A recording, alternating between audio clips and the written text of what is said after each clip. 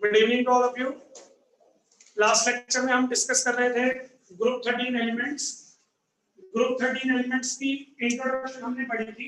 Introduction में हमने group 13 के सभी एलिमेंट्स की इलेक्ट्रॉनिक कॉन्फ़िगरेशन के बारे में पढ़ा था। उसके बाद हमने नेक्स्ट डिस्कस किया था ग्रुप 13 की एटॉमिक एंड फिजिकल प्रॉपर्टीज। उन प्रॉपर्टीज के बाद आज हम डिस्कस करेंगे chemical properties of group 13 elements. तो 4-5 केमिकल प्रॉपर्टीज बनती हैं इसकी, उसमें से 2-3 आप आज डिस्कस करने की कोशिश करेंगे। और उनमें से एक प्रॉपर्टी ऐसी है जो आपकी 100% पेपर में आएगी, चाहे डायरेक्ट आ जाए 2-3 मार्क्स में थ्योरेटिकल क्वेश्चन, चाहे 1-1 मार्क्स में एग्जांपल आ जाए या कंसेप्चुअल क्वेश्चन आ जाए, लेकिन वो प्रॉपर्टी आपको पेपर में पक्का मिलेगी। ठीक है, तो शुरू करते हैं। पहली केमिकल प्रॉपर्टी है हमारी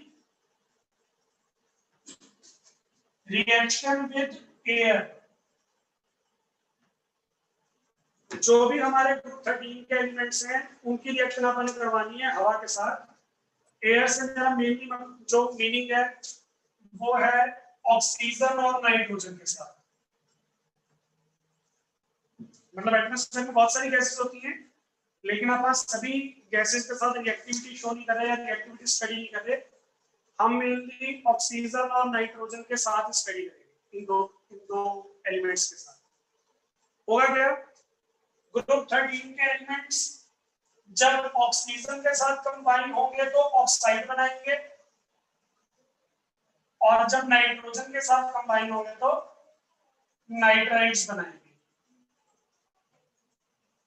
अब इसमें मैं आपको थोड़ा सा बता देता हूं। ऑक्साइड्स बनाने की जो रिएक्शन होती है वो हमारी हायर टेम्परेचर पे होती है। मतलब 300-400 केल्विन अपने को टेम्परेचर चाहिए होगा, 100-150 डिग्री, वहां पे जाके रिएक्शन होगी और ऑक्साइड्स बनेंगे। जो ऑक्साइड बनेंगे उनका फॉर्मूला क्या होगा। देखो आप बात कर रहे हैं ग्रुप 13 के एलिमेंट्स की। ग्रुप 13 में जितने भी एलिमेंट्स हैं उनकी वैलेंसी क्या होती है 3। ऑक्सीजन की वैलेंसी क्या होती है 2। क्रॉस मल्टीप्लाई करोगे तो ऑक्साइड्स का फॉर्मूला आ जाएगा M2O3। ठीक है ना, तो इस फॉर्मूला के ऑक्साइड्स बनेंगे। फॉर एग्जांपल बोरोन जो है वो ऑक्सीजन के साथ कंबाइन होगा, थोड़ा सा हीट करना पड़ेगा, बोरोन का ऑक्साइड बन जाएगा 3-4। सिमिलरली एल्युमिनियम के अंदर ऑक्सीजन ऐड करोगे, थोड़ा सा हीट करोगे, एल्युमिनियम का ऑक्साइड बन जाएगा An2O3। मैं इसको बैलेंस कर देता हूं।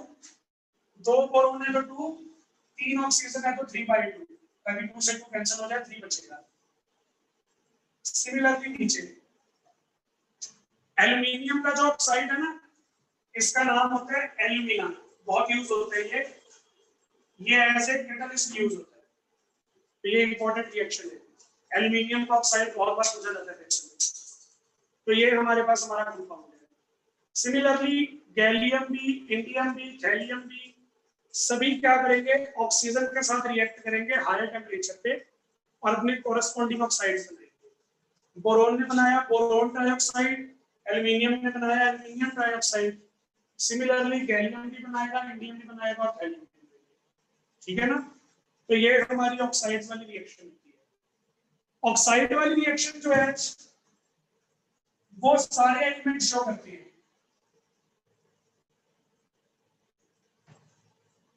ठीक है, लेकिन जो नाइट्रोजन वाली रिएक्शन है वो सारे शो नहीं करते। ग्रुप 13 के एलिमेंट्स में से सिर्फ बोरोन और एल्युमिनियम ही वो है जो नाइट्रोजन से रिएक्ट करके नाइट्राइड बना सकते हैं। बाकी सबकी रिएक्टिविटी थोड़ी सी कम है, और कम रिएक्टिविटी होने की वजह से वो नाइट्रोजन के साथ रिएक्ट नहीं करते। बोरोन करता है और एल्युमिनियम करता है। ठीक है, अब इनकी रिएक्शन देखते हैं।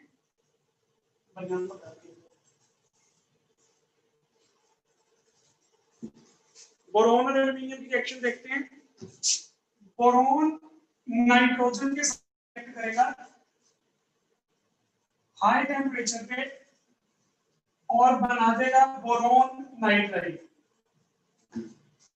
ग्रुप 13 वालों की वैलेंसी क्या होती है 3, और नाइट्रोजन की वैलेंसी भी क्या होती है 3।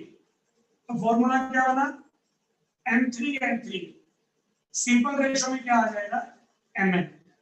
मतलब एक ग्रुप 13 का आइटम और दूसरा नाइट्रोजन, मैंने भी यही किया, एक ग्रुप 13 का आइटम और दूसरा नाइट्रोजन। ब्रैकेट लगा के ना बाहर एक्स लगा दिया।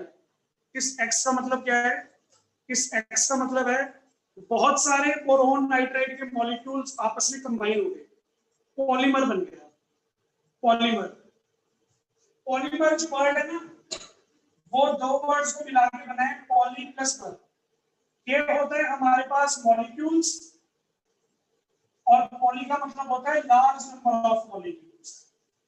जैसे एक मॉलिक्यूल आ रहा है उसको आप मोनो बोल देते हो, दो मॉलिक्यूल्स को डाई बोल देते हो, मतलब डाइमर, तीन मॉलिक्यूल वाले को ट्राइमर, चार वाले को टेट्रामर। कितनों के नाम याद रखेंगे? तो मान लो मेरे पास कोई 80 मॉलिक्यूल वाला आ गया, उसका नाम थोड़ी याद रखेंगे, उसको मेरे पास जनरली क्या बोल देते हैं, पॉलीमर बोल देते हैं। तो यहाँ पे जो हमारा बोरोन नाइट्राइड बनेगा ना, इस बोरोन नाइट्राइड के बहुत सारे मॉलिक्यूल आपस में कंबाइन हो जाएंगे, और कंबाइन होकर वो क्या करेंगे, पॉलीमेरिक स्ट्रक्चर बना देंगे। अभी बना के दिखाऊंगा। एल्यूमिनियम के केस में ऐसा नहीं होता। एल्यूमिनियम जो नाइट्राइड बनाएगा वो सिंगल वाला ही बनता है, एल्यूमिनियम नाइट्राइड, क्योंकि एल्यूमिनियम का साइज बड़ा है तो वो पॉलीमेरिक स्ट्रक्चर ही बनाता है। ठीक है जी। तो ये हमारे पास हमारे दो रिएक्शन है।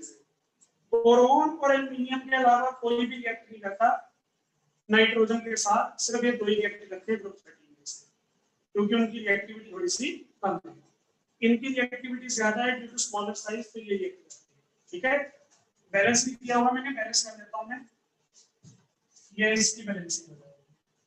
ठीक है, तो ये थे हमारे पास हमारे नाइट्राइड्स। इसका स्ट्रक्चर मैं दिखाता हूँ। बेंजीन जैसा स्ट्रक्चर बनता है इसका, इसके जैसा बेंजीन, सुना हुआ नाम पहले, C6H6। स्ट्रक्चर कैसा होता है, ऐसा होता है स्ट्रक्चर, ये बेंजीन है। ठीक है, कई लोग इसको ऐसे बनाते हैं, कई लोग ऐसे बनाते हैं।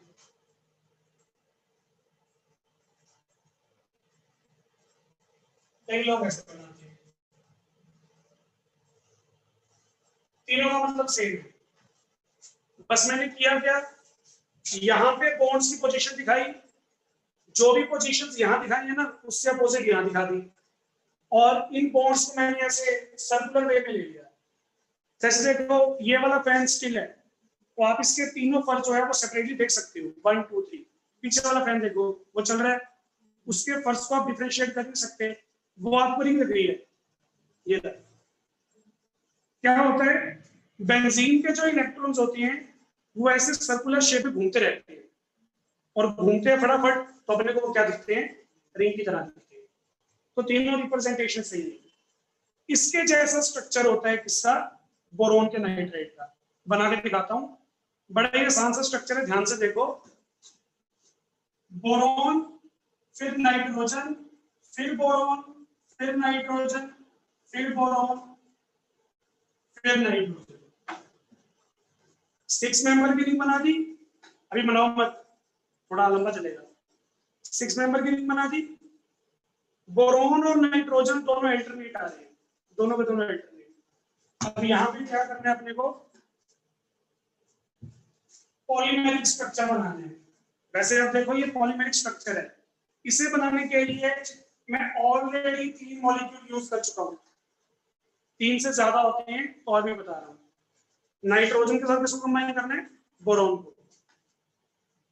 बोरोन के साथ नाइट्रोजन, फिर बोरोन, फिर नाइट्रोजन और फिर बोरोन। वैसे ही ये नाइट्रोजन बोरोन के साथ, ये बोरोन नाइट्रोजन के साथ, यहाँ पे नाइट्रोजन, यहाँ पे बोरोन, यहाँ पे नाइट्रोजन। तो ऐसे पॉलीमेरिक स्ट्रक्चर बनते हैं। 3 रिंग बन गई। मैंने बोरोन के बॉन्ड तो सेटिस्फाई नहीं किए। बोरोन कितने बॉन्ड बनाएगा, 3, क्योंकि वैलेंसी कितनी है, 3। कितने बनाए मैंने बोरोन से, 2 ही बनाए। तो 3 बनाने के लिए ये करना पड़ेगा, फिर इससे भी 3 बनाने हैं, ये करना पड़ेगा, इसके भी 3 बनाने हैं, ये करना पड़ेगा। तो बेंजीन में भी डबल बॉन्ड अल्टरनेट आ रहे थे ना, इसमें भी डबल बॉन्ड अल्टरनेट आते हैं, ये स्ट्रक्चर बनेगा। अब किसके हो गए? हाँ जी बोलो। इस वाले के, इस वाले बोरोन के 4 बनेंगे, वो भी एक्सप्लेन करूंगा, अभी एक्सप्लेन करूंगा।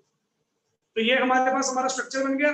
अब इसी के अकॉर्डिंग इनके भी तो पूरे करने हैं बॉन्ड, तो सिमिलरली यहाँ पे मुझे अब इनके बॉन्ड पूरे करने हैं, तो एक बॉन्ड अपना यहाँ पे आएगा, ठीक है ना। और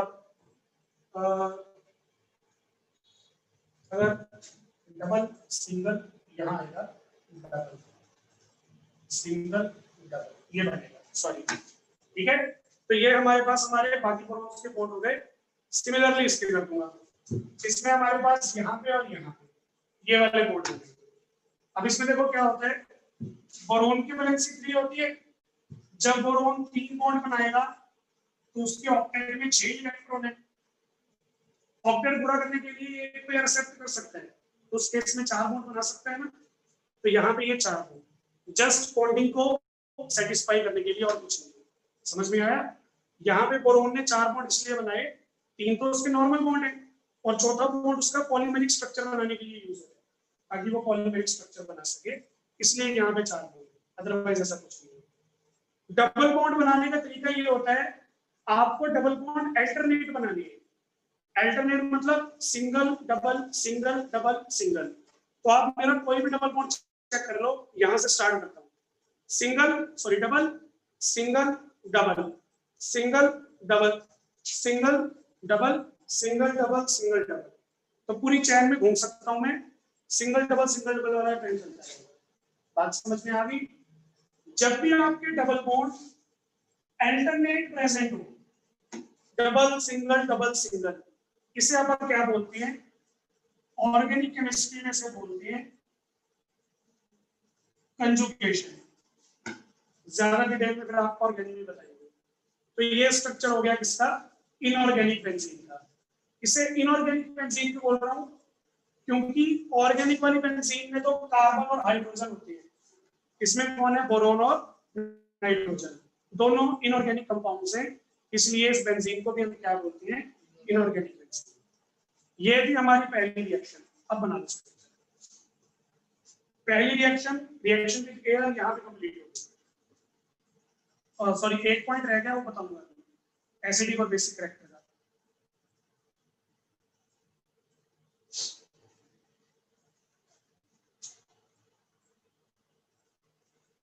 तो अगर किसी ने कुछ पूछना है तो हैंड रेज करो, नहीं तो यस सर लिख दो।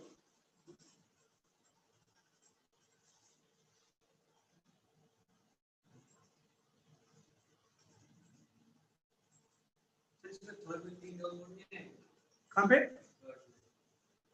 यहाँ पे। हाँ बोलो क्या करो? नहीं 3 पता क्यों नहीं आएंगी? कंजुगेशन खराब हो जाएगी सारी। मैं बताता हूँ कैसे। 3 लाने के लिए मुझे क्या करना पड़ेगा? ये 2 तो ऑलरेडी आ ही रहे हैं, डबल सिंगल यहाँ लगाना पड़ेगा, यहाँ लगाऊंगा फिर कंजुगेशन खराब होगी, देखना पड़ेगा ना थोड़ा सा, इसलिए नहीं लगाएंगे। ये आपको ऑर्गेनिक अच्छे समझ में आ जाएगा, ऑर्गेनिक में डिटेल में करवाएंगे।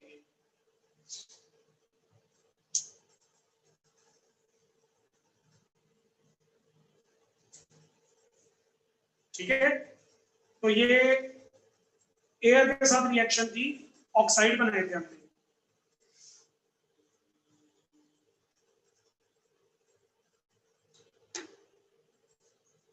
तो जैसा मैंने बताया, सारे ग्रुप 13 के एलिमेंट्स ऑक्साइड बना सकते हैं। नाइट्राइड सिर्फ 2 ही बना सकते हैं, बोरोन और एल्यूमिनियम। ऑक्साइड जो है वो सारे बना सकते हैं। छिंदर का एक डाउट आया है, पहले मैं आपको बता देता हूँ डाउट क्या है। अब मैंने नाइट्रोजन वाली रिएक्शन की थी, उसमें मैंने क्या किया था, ये लिखा था। तो छिंदर पूछ रहे हैं कि ये एक्स क्यों लगाया था। तो मैंने आपको अभी नहीं बताया, इस एक्स को हमने इसलिए लगाया क्योंकि ये कौन सा स्ट्रक्चर है? पॉलीमेरिक स्ट्रक्चर है। अब पॉलीमेरिक स्ट्रक्चर में बहुत सारे बोरोन नाइट्राइड के मॉलिक्यूल आ सकते हैं, बहुत सारे। फॉर एग्जांपल जैसे मैंने ये दिखाया, इसमें कितने मॉलिक्यूल आ रहे हैं? 1 2 3 4 5 6 और 7। तो अगर मैं सारे गिन लेता ना, तो मैं यहाँ पे लिखता BN7। मैंने 7 मॉलिक्यूल्स को जोड़ दिया। जरूरी तो नहीं है हमेशा 7 ही जुड़ेंगे, कई बार 10 भी जुड़ सकते हैं, कई बार 100 भी जुड़ेंगे, कई बार 1000 भी जुड़ेंगे, तो फिक्स तो नहीं है ना, इसलिए यहाँ पे क्या लगना पड़ेगा, x। x यहाँ पे रिप्रेजेंट करता है number of boron nitride molecules given in A polymer. तो वो 10, 20, 30, 40 जितने मर्जी हो सकते हैं, दैट्स वाई यहाँ पे x लगा, क्योंकि नंबर फिक्स नहीं है, हर एक कंपाउंड में अलग अलग नंबर ऑफ बोरॉन नाइट्राइड आ रहे हैं, तो इसलिए यहाँ पे x लगा। क्लियर है? तो ये था हमारे पास हमारा एयर वाला एग्जांपल। मैं आपको ये बोल रहा था, हमने ना ऑक्साइड बनाए और ग्रुप 13 के सारे एलिमेंट जो है वो ऑक्साइड बनाते हैं, बोरॉन, एल्यूमिनियम, गैलियम, इंडियम और हेलियम, ये सारे ऑक्साइड बनाते हैं। अगर मैं इन सभी ऑक्साइड्स को पानी से रिएक्ट करवा दूंगा सबको, तो सारे के सारे क्या करेंगे, हाइड्रोक्साइड भी बना देंगे। हाइड्रोक्साइड में 3 वैलेंसी है ना, तो 3 OH आ जाएंगे। तो बोरॉन का ऑक्साइड जब पानी से रिएक्ट करता है तो क्या बनाता है, बोरॉन हाइड्रोक्साइड। एल्यूमिनियम का ऑक्साइड जब पानी से रिएक्ट करेगा तो क्या बनाएगा, एल्यूमिनियम हाइड्रोक्साइड। बैलेंस कर देता हूं पहले, यहाँ पे 2 बोरॉन है तो 2 लगाना पड़ेगा, हाइड्रोजन कितने हो गए, 6, 3 3 2 6 हाइड्रोजन हो गए, तो यहाँ पे 3 लगाना पड़ेगा, बैलेंस हो गई। तो ये हमारे पास हमारी बैलेंस इक्वेशन है। सिमिलरली गैलियम भी बनाएगा, इंडियम भी बनाएगा और थैलियम भी बनाएगा।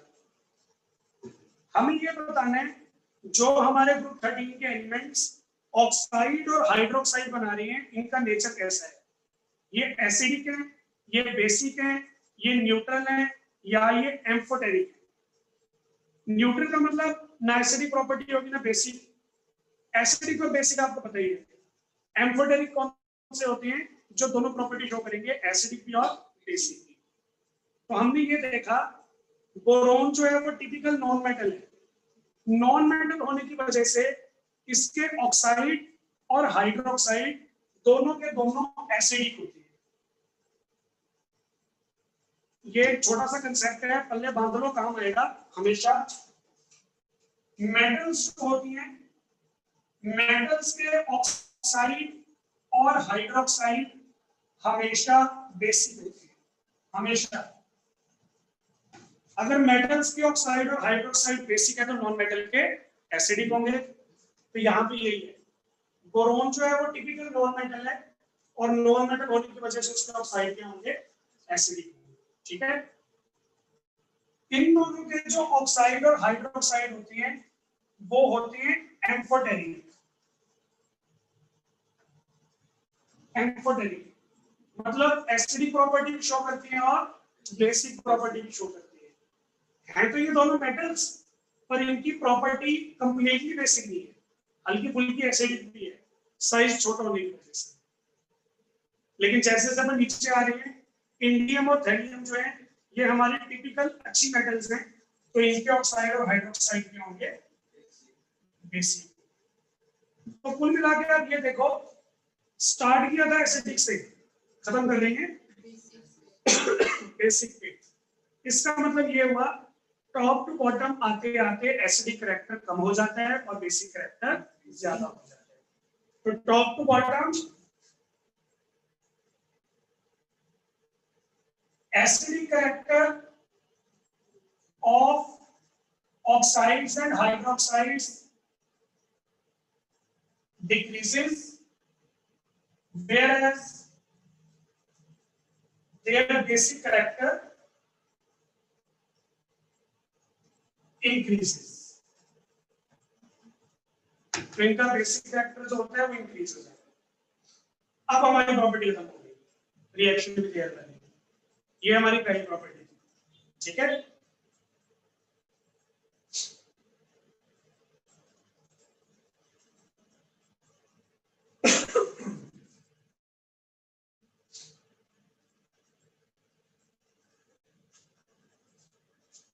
कुछ पूछना तो बताओ, नहीं तो आंसर ले लो। हाँ जी कार्तिक जी, पूछना कुछ? रिप्लाई से चल रहे हैं, रिप्लाई से चल रहे हैं। तेरे फोन पे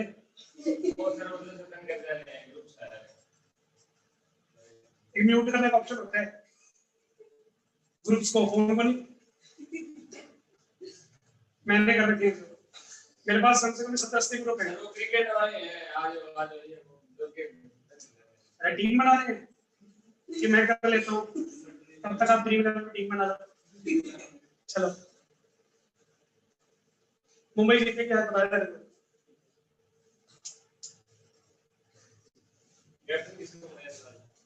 इतना नहीं मैं टीम में जानता, मुंबई जीतेगी बस। तुम्हें तो पक्का वो समझ रहा है बुकी।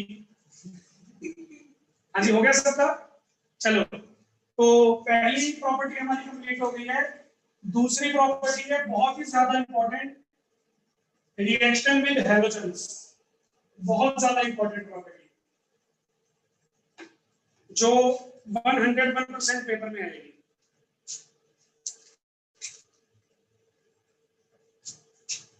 रिएक्शन विद हैलोजेंस बहुत इंपॉर्टेंट प्रॉपर्टी है। पेपर में सीधा नहीं आएगी एक्सप्लेन रिएक्शन विद हैलोजन, ऐसा कुछ नहीं आएगा। आप अभी रिएक्शन करेंगे, रिएक्शन करके कंपाउंड बनाएंगे। बोरोन वाले जो कंपाउंड बनेंगे ना, उनकी एक स्पेशल प्रॉपर्टी है, उस पर क्वेश्चन आता होता है हमेशा, तो वो आ सकता है। सेकंड, एल्यूमिनियम के जो कंपाउंड बनाएंगे उनके स्ट्रक्चर पूछे जाते हैं, और किसी के बारे में कुछ नहीं पूछा जाएगा। या तो बोरोन के कंपाउंड पूछे जाएंगे या एल्यूमिनियम वाले कंपाउंड का स्ट्रक्चर पूछा जाएगा। ये दो ही क्वेश्चन है, इसके अलावा कोई क्वेश्चन पेपर में नहीं है। बोरोन वाला क्वेश्चन आने के चांसेस है 98%, एल्यूमिनियम का स्ट्रक्चर आने के चांसेस हैं 2%। उसके अलावा कोई इसमें क्वेश्चन नहीं आता। ठीक है, देखो क्या है, जो भी हमारे ग्रुप 13 के एलिमेंट्स हैं वो सभी हाइड्रोजन के साथ रिएक्ट करती है। ग्रुप 13 के कौन कौन से एलिमेंट? सारे, बोरोन टू थैलियम, सारे रिएक्ट करते हैं। किससे रिएक्ट करते हैं? Chlorine, bromine, iodine. Mainly fluorine यहाँ पे लिख रहा है क्योंकि फ्लोरीन की बॉन्ड तोड़ने में ना बहुत ज्यादा एनर्जी चाहिए। कई बार क्या होता है, बॉन्ड टूटती है और बहुत ज्यादा एनर्जी रिलीज होती है, तो कई बार एक्सप्लोजन भी हो जाता है। तो फ्लोरीन से रिएक्शन करने का रिस्क है, तो अपन नहीं करते, छोड़ देते हैं। क्लोरीन, ब्रोमीन, आयोडीन के साथ बनाओ, कोई दिक्कत नहीं है। इनकी वैलेंसी कितनी थी? 3। हाइड्रोजन की वैलेंसी कितनी होती है? 1। ऑक्सीजन वैलेंसी मतलब वैलेंस इलेक्ट्रॉन नहीं पूछे मैंने, वैलेंसी पूछी। हाँ, तो ऑक्सीडेशन स्टेट भी होती है ना, 1 होती है। तो दोनों को मल्टीप्लाई करोगे तो क्या फॉर्मूला बनेगा? ट्राइहैलाइड्स। बी की जगह मैंने यहाँ लिख दिया एलिमेंट, और 3 वैलेंसी है तो 3 हाइड्रोजन आके अटैच हो जाएंगे। तो हमारे जो हैलाइड्स बनते हैं उनका फॉर्मूला क्या आएगा? NH3, यानी कि 3 हाइड्रोजन एटम आके जुड़ जाएंगे। तो मान लो मैं बोरोन की रिएक्शन करवा रहा हूँ क्लोरीन के साथ, तो थोड़ा सा हीट करने में क्या बन जाएगा? Boron trichloride. सिमिलरली ब्रोमीन के साथ करवाऊंगा boron tribromide, same reaction.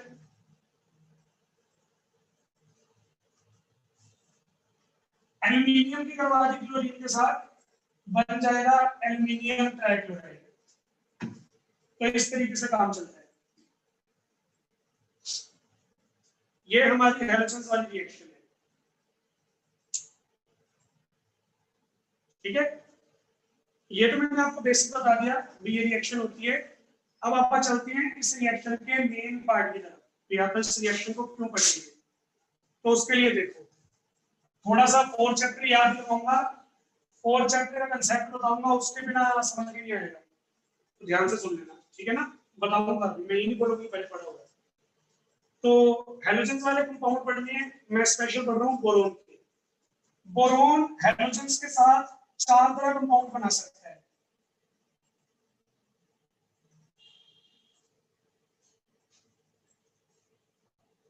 Boron trifluoride, boron trichloride, boron tribromide और बोरोन ट्राइआयोडाइड। ये वाले जो कंपाउंड है ना, इनके बारे में हमें पढ़ना है। इनकी एक स्पेशल प्रॉपर्टी है, बोरोन के जितने भी हैलाइड्स होते हैं सारे के सारे बिहेव करते हैं as a Lewis acid. Lewis acids क्या होते हैं? ये हमने पढ़ा था 7 चैप्टर में, इक्विलिब्रियम वाले चैप्टर में। हमारे पास दो तरह के कंपाउंड थे, लुईस एसिड्स और लुईस बेस।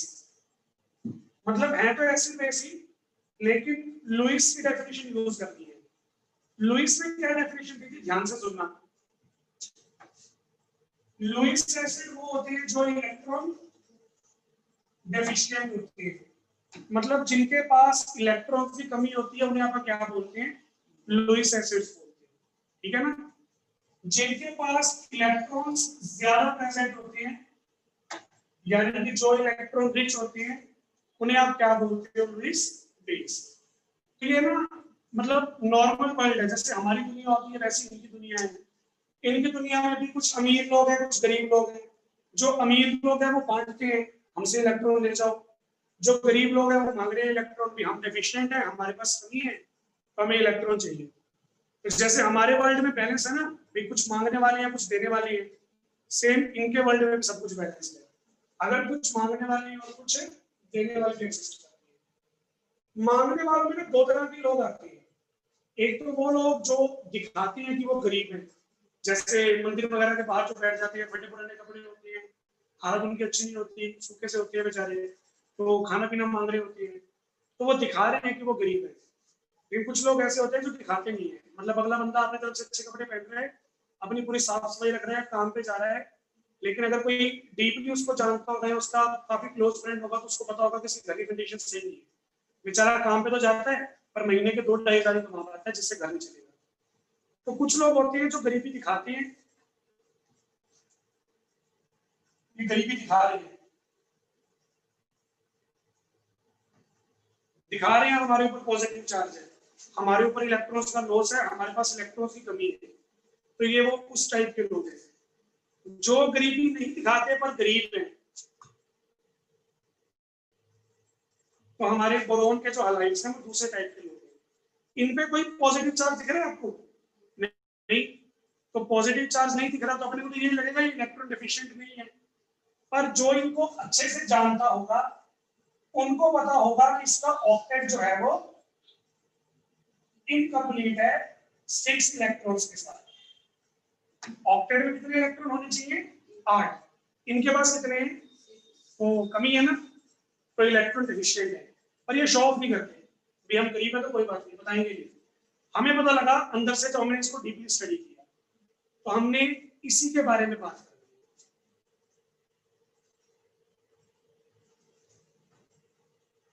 हमें ये बताना है इन चारों में से कौन सा लुईस एसिड सबसे ज्यादा स्ट्रॉन्ग है। स्ट्रेंथ बताइए, स्ट्रॉन्ग लुईस एसिड कौन है और वीक लुईस एसिड कौन है। यानी कि इन चारों में से सबसे ज्यादा इलेक्ट्रॉन डेफिशिएंट कौन है। इन चारों में से सबसे ज्यादा इलेक्ट्रॉन की कमी किसके पास है, हमें ये बताएं। जिसके पास इलेक्ट्रॉन सबसे कम होंगे वो सबसे अच्छा लुईस एसिड होगा, और जिसके पास इलेक्ट्रॉन ज्यादा होंगे वो वीक लुईस एसिड होगा। क्या लग रहा है कौन होगा स्ट्रॉन्ग लुईस एसिड? इलेक्ट्रॉन की कमी सबसे ज्यादा किसके पास होगी?